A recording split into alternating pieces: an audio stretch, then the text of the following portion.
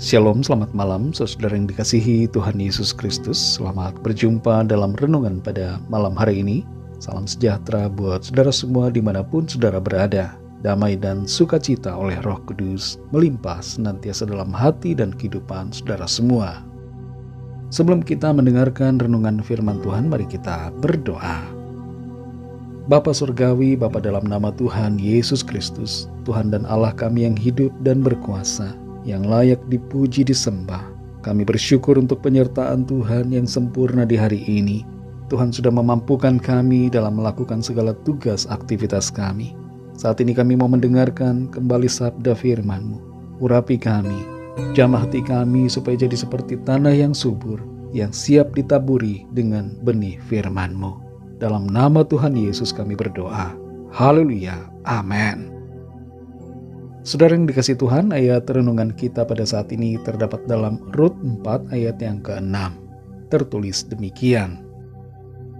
Lalu berkatalah penebus itu, jika demikian aku ini tidak dapat menebusnya, sebab aku akan merusakkan milik pusakaku sendiri.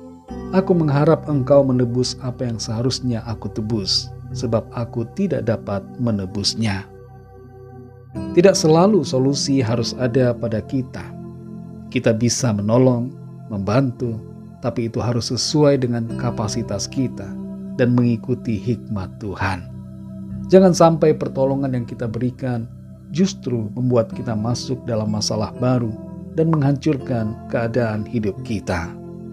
Ada sebuah istilah yang disebut dengan fixer mentality atau mentalitas penolong, yaitu keadaan mentalitas di mana seseorang selalu berkeinginan menolong orang lain, merasa bahwa dirinya adalah penolong, dan berpikir bahwa ia tahu bagaimana cara menyelesaikan masalah dari setiap orang. Memang baik menolong orang lain, kita perlu menolong, tapi tidak selalu kita harus menganggap bahwa diri kita sebagai orang yang paling bisa menolong, paling mengerti keadaan, paling tahu apa solusinya.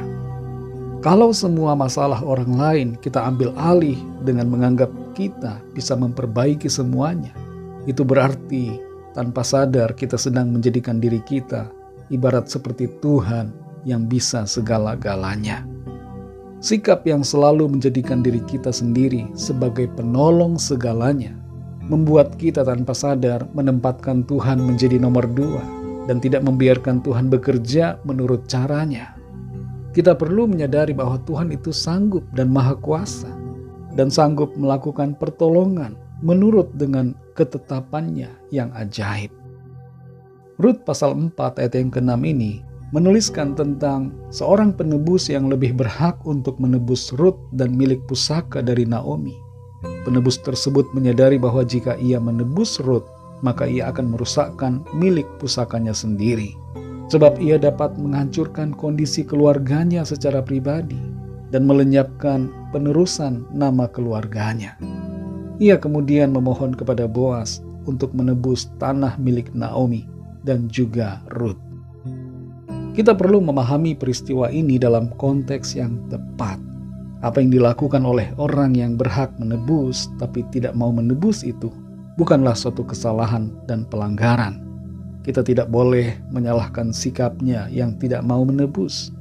Di sisi yang lain, kita perlu menghargai sikap Boas yang mau menebus, karena Boas melakukan suatu pengorbanan ketika ia menebus tanah milik Naomi dan sekaligus menikahi Rut, sebab namanya terhapus karena meneruskan nama dari Elimelek.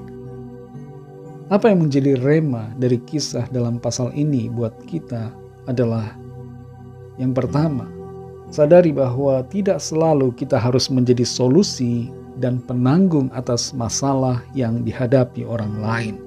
Kita perlu menyadari keterbatasan kita dan jangan sungkan atau takut untuk mengakui bahwa kita tidak bisa memberikan solusi.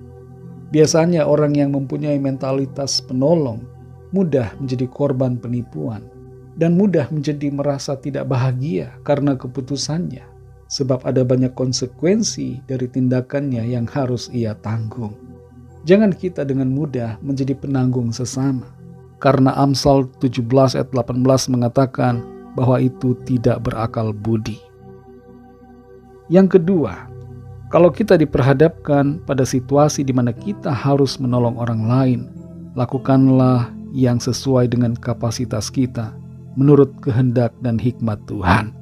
Tentu kita perlu bergerak melakukan apa yang bisa kita lakukan, tapi terpenting adalah pertimbangkan semuanya dengan baik, ikuti tuntunan Tuhan, dan lakukan itu berdasarkan pada apa yang ada pada kita.